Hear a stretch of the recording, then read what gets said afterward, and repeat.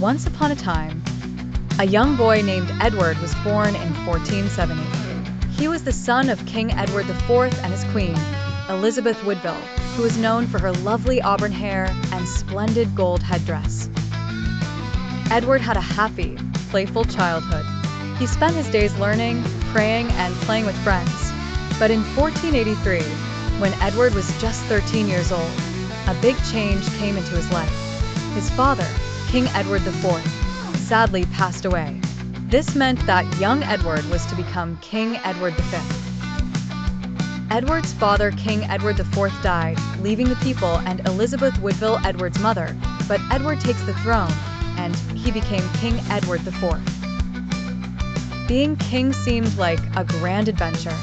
He imagined riding horses with noble knights and making important decisions for the kingdom. But unfortunately, things didn't go as expected for young Edward. You see, Edward had an uncle named Richard, who decided he wanted to be king instead.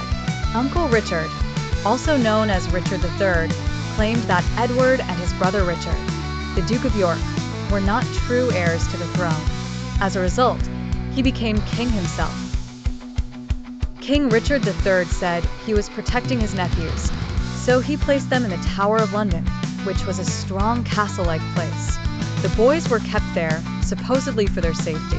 However, rumors began to spread that Uncle Richard had plans for them not to get in the way of his rule. While in the tower, Edward must have been very scared. He likely experienced a lot of confusion about what was happening and why he couldn't live like a king. Sadly, by the end of 1483, something dreadful happened. Both Edward and his young brother, Richard, disappeared. Many people believed they were secretly killed, although nobody knows exactly what transpired. This story ends with a mystery.